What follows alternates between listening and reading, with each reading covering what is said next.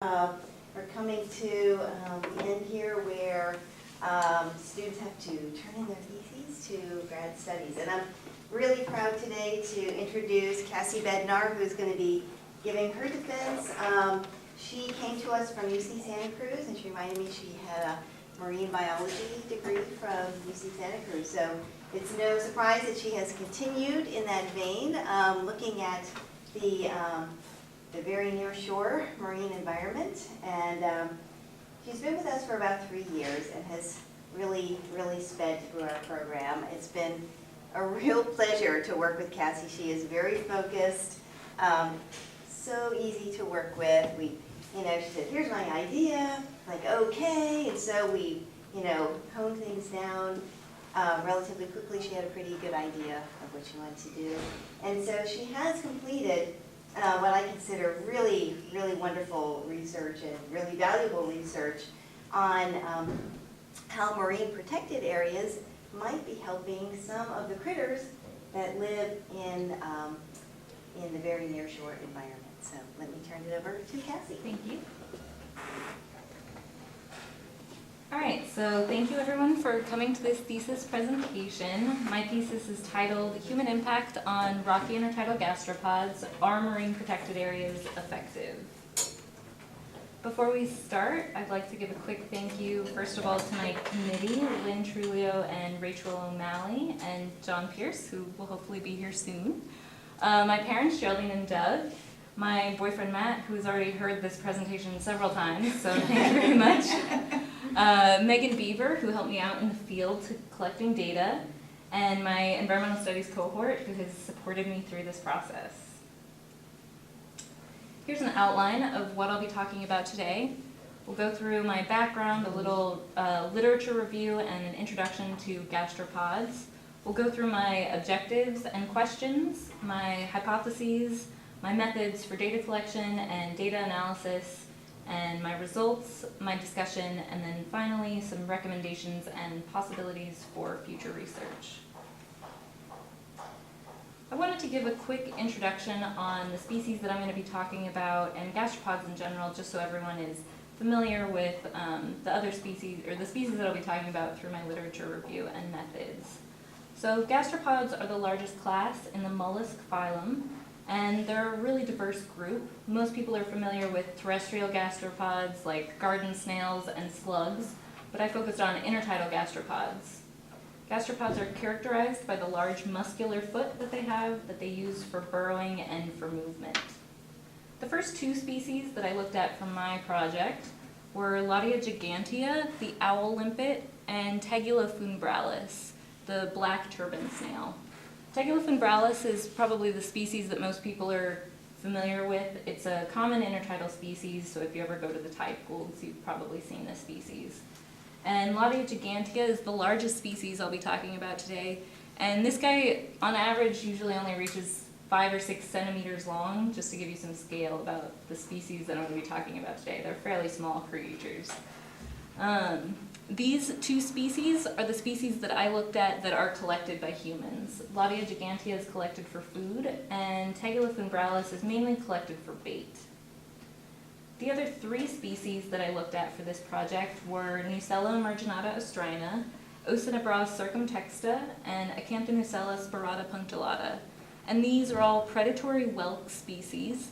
They're also relatively common in the intertidal, but not as well known, usually as Laudia gigantea and Tegula funbralis. None of these species are collected by humans, at least for food or bait, and I wanted to look at the human impacts on all 5 of these species in the intertidal environment. So humans have a known impact on the marine environment, and this can come in a variety of different forms. It can be indirect through things like pollution or ocean acidification, but I wanted to focus on this impact. Here it's listed as fishing, but since we're talking about gastropods, you don't really fish for them, so I'm going to refer to it as collection for this talk.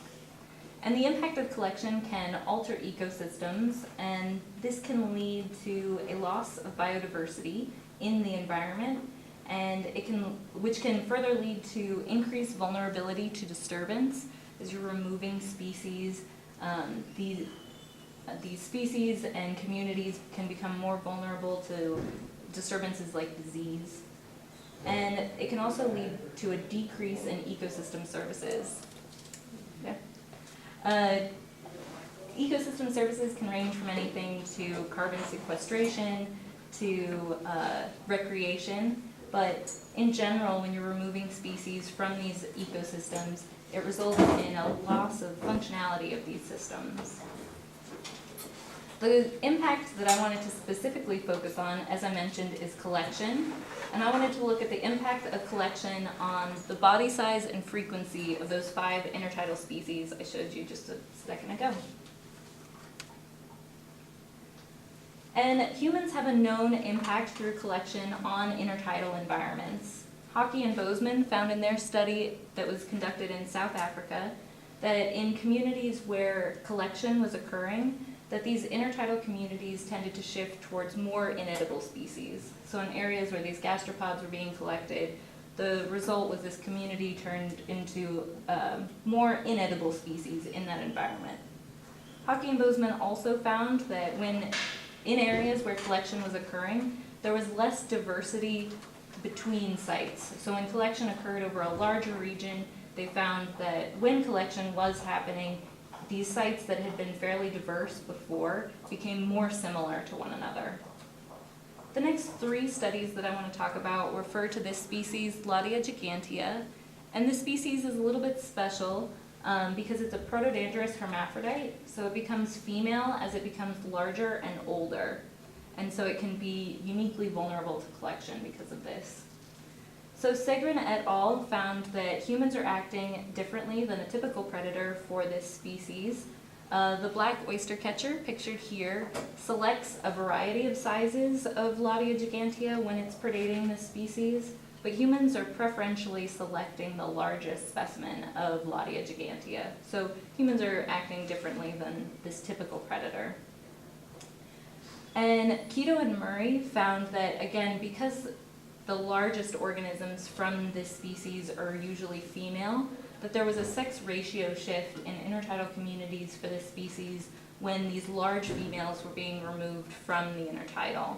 Males were becoming female at smaller body sizes and earlier in their maturation. Fenberg and Roy also found that, again, these large females are being removed, and these largest females have the highest fecundity or reproductive success. And so when these large females were removed, it resulted in the population having a lower fecundity, and which isn't surprising since you're removing those large females that have the highest reproductive success. So as I mentioned in my title, I wanted to look at the effectiveness of marine protected areas in protecting these intertidal gastropods against some of these human impacts. In general, marine protected areas have been found to be effective in increasing the biodiversity, biomass, and organism size of species within their boundaries. And they've also been found to work over a large spatial scale in increasing biodiversity. So if you have a network of marine protected areas, that can be even more effective than just one protected area off on its own. The third component that I wanted to add in my study was looking at baseline data. So I wanted to look at comparing museum specimen, look at their body size, and compare that with field specimen and their body size. This was also done by Roy et al. In Southern California. And for this study, they looked at the body size of 4 intertidal species, intertidal gastropod species, and they looked at the body size of museum specimen and compared that with field data in a non-protected location. So here, circled in green, is the body size of these 4 species from the museum specimen. And then they compared that here in orange with the body size of these specimen from a non-protected location. And they found that there was a decrease through time, and that the field specimen was in general smaller than the museum specimen that they looked at. This study also incorporated in looking at specimen from a marine protected area. So they looked at all 4 of these species inside a marine protected area and found that the body size, circled here in blue, was typically larger than the body size of the organisms that they were looking at in the non-protected area. and that in the case of some of these species, the body size was able to reach or exceed historic body sizes inside the MPAs, or marine protected areas. So I took this study and wanted to recreate a similar study along the Central California coast. So why gastropods? There's a lot going on in this slide, but there's a lot going on in these intertidal communities. And the species that I focused on directly impact not only the species that are pictured here, but other species both directly and indirectly. So there are sea stars and shorebirds that are predating these species. The herbivorous species are eating algae in these intertidal communities. And then the predatory whelks are feeding on barnacles and mussels and other limpet species. So the 5 focal species that I chose for this study are integral to the intertidal communities that they're living in. So the objective of my study was to document the body size and frequency of intertidal gastropods along the Central California coast, and to determine the efficacy of marine protected areas in protecting these gastropod populations, again, along the Central California coast. My questions were, what were the shell sizes and frequencies of representative collected and not collected gastropods in MPA and non-MPA locations along the Central California coast? And what factors may be contributing to gastropod sizes and frequencies observed? So this second question is looking more at what other life history aspects or other environmental factors may also be contributing to the body sizes and frequencies that I found. My hypotheses were that the average body size of intertidal gastropods, I predicted that the museum specimen, the body size from museum specimen, would be similar to the body sizes that I saw inside marine protected areas, and that both museum specimen and MPA specimen would be larger than non-MPA specimen. For my second hypothesis, I predicted that there would be a higher frequency of collected and uncollected intertidal gastropods inside MPAs when compared to non-MPAs.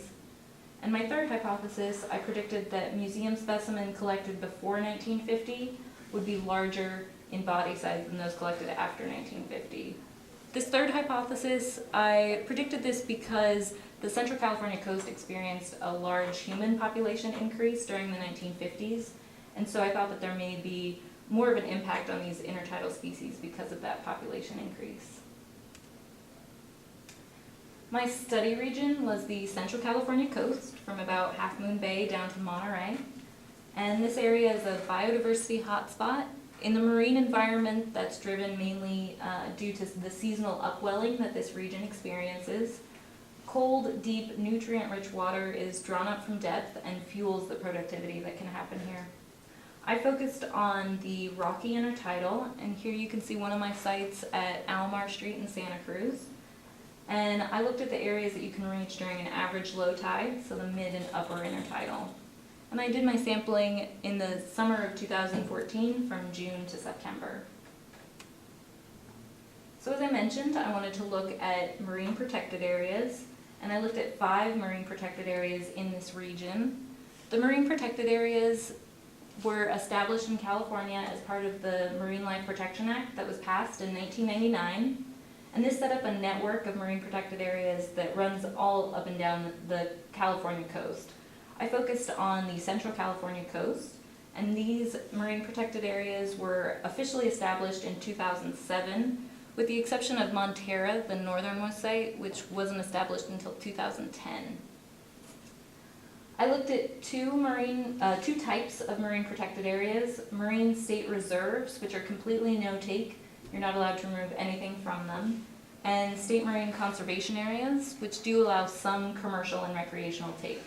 And that can include fishing for salmon or squid, and it can also include kelp harvesting. I should mention, though, that none of these MPAs allow collection of gastropods inside their boundaries. So the 5 marine protected areas that I looked at were Montera State Marine Reserve, Año Nuevo State Marine Conservation Area, 2 sites at Natural Bridges State Marine Reserve, Pacific Grove Gardens State Marine Conservation Area, and 2 sites at Asilomar State Marine Reserve. The non-protected sites that I looked at were Pigeon Point, Davenport Landing, and Almar Strait, again in Santa Cruz. So at each one of these field locations that I showed you on the previous slide, I found each intertidal site using Google Earth, and using a program called EarthPoint Grid, I was able to overlay a 1 meter square grid over each intertidal location. And here you can see an example of what that looks like at my Natural Bridges site. And this grid allowed me to randomly select 30 GPS points at each intertidal location. 20 of these points I used for initial sampling, and then I reserved 10 for if I couldn't find one of my species at one of these GPS points, I could draw from the other extra 10. So once I found a GPS point in the field, I used a GPS point to find all 30 points in the field. But once I found one of them, I would then search around that GPS point in a circle for 7 minutes, or ever-expanding circles for 7 minutes, for 4 out of my 5 species. So the 4 species that I was looking for using this ever-expanding circle method were, first of all, Laudia gigantea, again the owl limpet. And for this species, I was looking for any individuals over 3 centimeters in size. That's the size that it can be reliably identified at. And again, this is the protodendrous hermaphrodite that is collected for food. And I mentioned before that collection can be really impactful for this species. Although this species is common, there may only be 10 individuals at one particular site. So if you remove one of these species, it can be really impactful on the overall population. The other 3 species that I was looking for using this circling method for 7 minutes were the predatory whelks, so Acanthonucella spirata punctillata, Ocinabra circumtexta, and Nucella marginata astrina. For these species, I was looking for any individuals over 1.5 centimeters in length, and these are all predatory whelk species, so they're feeding on barnacles, mussels, limpets, and none of these species are collected. For the 5th and final species I looked for, because this species, the black turban snail, is so common, I used a quadrat for this species. So at each one of those GPS points that I found in the field, I would lay down my quadrat and measure up to 10 individuals within the quadrat. And to make sure we were randomly selecting individuals within the quadrat, I just followed the border and measured the first individuals that we encountered up to 10. Again, for this species, I was measuring any specimen over 1.5 centimeters. And this species, again, is collected by humans. So once I found a specimen of one of my species, I measured it across the longest point on the shell, and we measured them where they were on the substrate, so we weren't removing these guys and taking them home. We were just measuring right where they were. And here you can see I'm measuring 2 specimens of Laudia gigantea. That one's a little hard to see. For the museum specimen, I went to 3 different museums to measure their collections: University of California, Berkeley, Santa Barbara Natural History Museum, and Cal Academy of Sciences. And I measured any specimen that they had from my study region, so the Central California coast. And at each museum, I recorded the shell size, the locality, the collector, and the year that it was collected, and what collection it was from. If the year of collection wasn't available, I would extrapolate the latest possible collection date off of things like the death date of the collector, or if I knew a collection had been moved from one museum to the other. For my data analysis, I used Systat and Excel to look at the difference between the body size of museum specimen, non-MPA, and MPA specimen. I used a Kruskal-Wallis. And to look at the presence and absence between non-MPAs and MPAs of all of my species, or the frequency, I used a chi-squared. So I wanted to revisit my hypotheses before we get into the results and explain this kind of coding system that I've come up with to hopefully make the results more clear. So I predicted that MPA specimen would be larger than non-MPA specimen. And so if my results support my hypothesis, you'll see a plus. And I predicted that museum specimen and MPA specimen would be similar in body size. And again, if my results support my hypothesis, you'll see a plus. And for my second hypothesis, I predicted that there would be a higher frequency of my species inside MPAs when compared to non-MPAs. So again, if my results support my hypothesis, you'll see a plus. For my third hypothesis, looking at the difference in body size in the museum specimen before 1950 and after 1950, all of my species had similar body size. There was no difference in their body size between these two time periods. So you'll see these results on my graphs, but I haven't coded them. They were all the same. Oops. So for my first species, Ladia gigantea, I want to quickly go through some things on the graph so everyone knows what I'm talking about here. So the first two box plots are from the museum specimen, pre and post 1950. And the ends for the museum specimen indicate I took the average body size of specimen that was from the same location and collected in the same year. So those ends are that combination of averages. And then for the field data, I averaged the body size of each species that I found at each individual GPS point.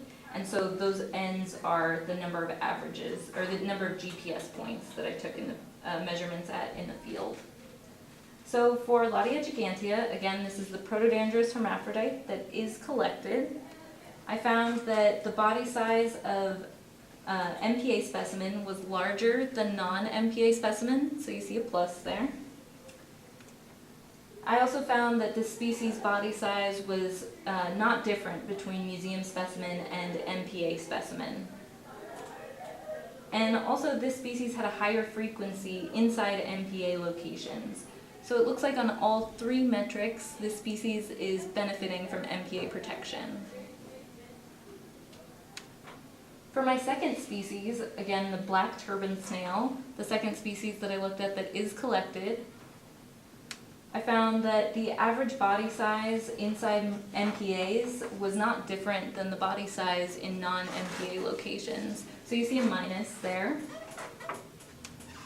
I also found that this species was larger in museum specimen when compared to an MPA specimen. So this species doesn't look like it's able to reach those historic body sizes. So you see a minus. But this species did have a higher frequency inside MPA locations. So it doesn't seem that MPA protection is benefiting this species in terms of body size, but it does appear to be benefiting the species in terms of frequency. For Acanthonucella spirata punctillata, this is the first of the not collected predatory whelk species that I looked at. This species' body size was larger inside MPAs than in non-MPAs. But this species, the MPA specimen was larger than the museum specimen was larger than the MPA specimen. But the species did have a higher frequency inside MPA locations. So it does appear that this species is benefiting from MPA protection. However, it's not able to reach those historic body sizes. For Nucella marginata, the second predatory whelk species, the body size of this species inside MPAs was not larger than non-MPAs. They were similar in size. And the museum specimen was larger than MPA specimen for this species. And the species had a lower frequency inside MPA locations. And the species actually had a higher frequency in non-MPA locations. So it appears that MPA protection doesn't appear to be benefiting these species, at least in terms of body size and frequency, the metrics that I looked at. For Ocenobra circumtexta, I did not find enough of this species in the field to be able to look at the comparison between MPA and the body size between MPAs and non-MPAs. I found only one of the species in non-MPA locations.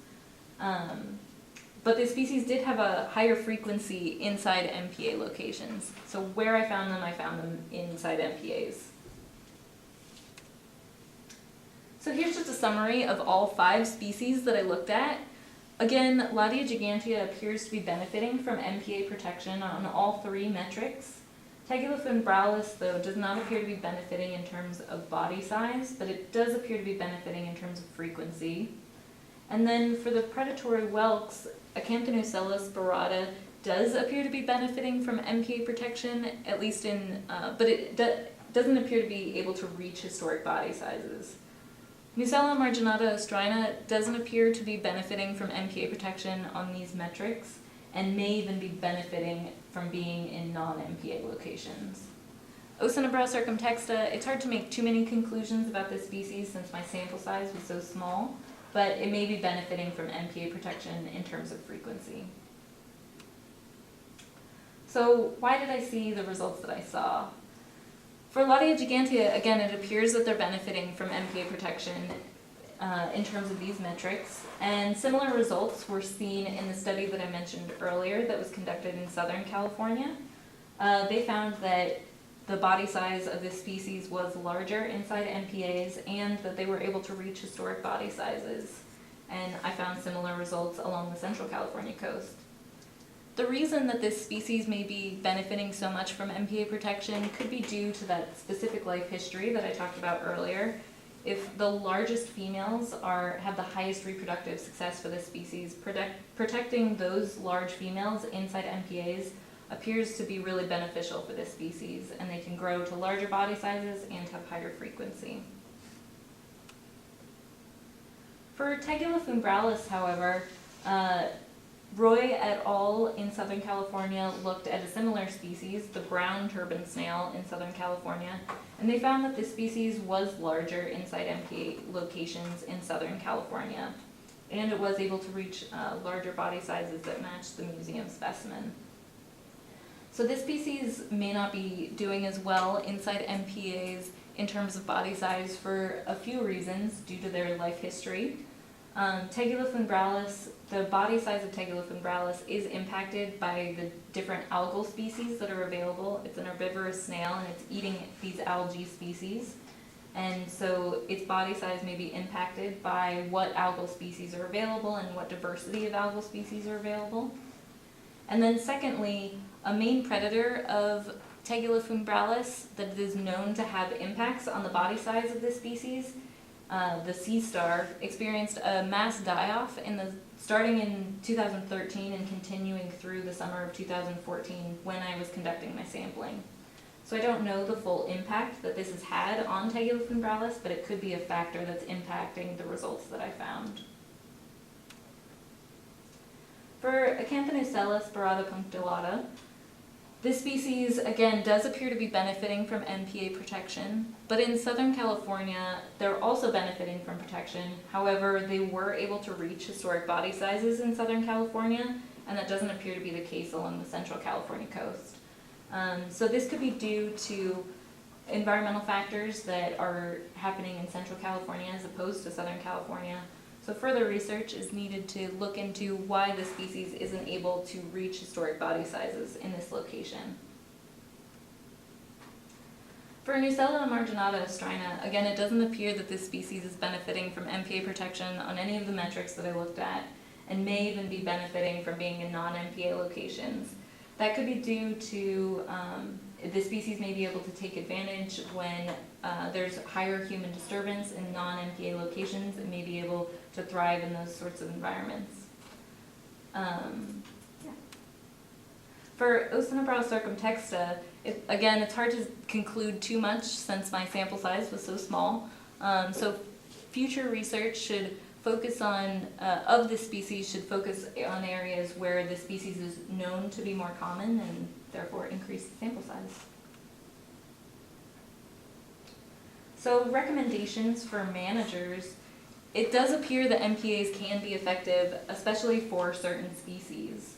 I think that enforcement of MPA policy is crucial. I know from talking with some of the managers while I was out in the field that there is poaching that occurs, especially of Ladia gigantea, even inside MPAs. And since collection can be so impactful for this species, it's really essential that these policies are being enforced inside marine protected areas.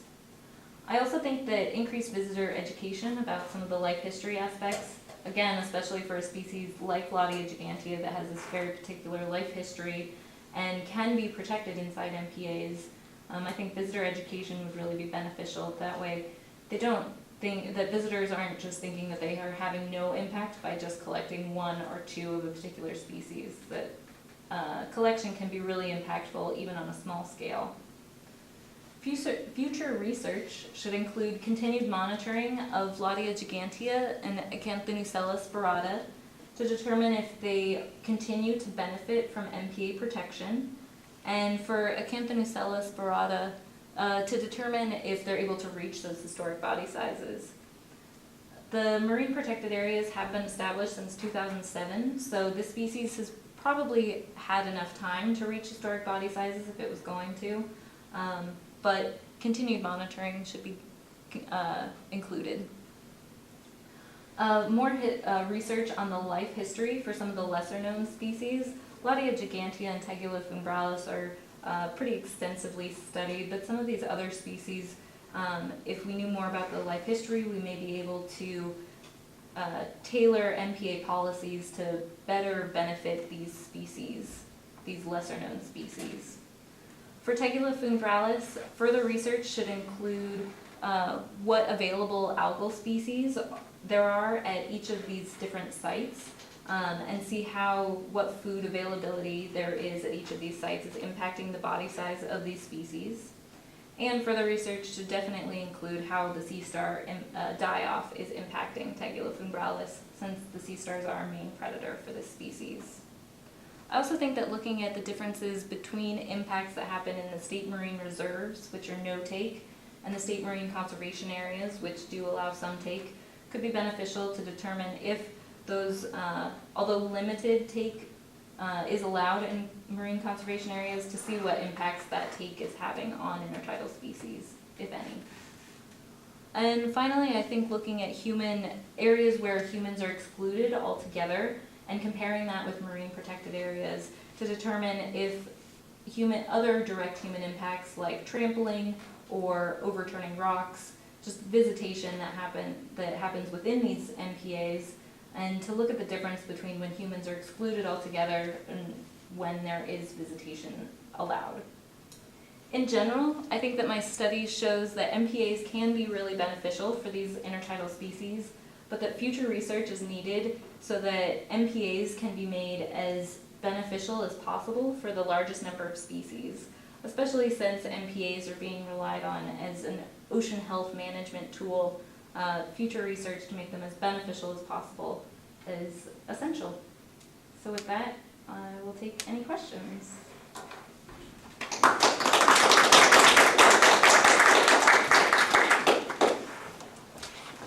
Okay, so can we start with questions from the committee? John, do you have a question? You know, I was struck by the difference in Laudia in Southern California and here. In Southern California,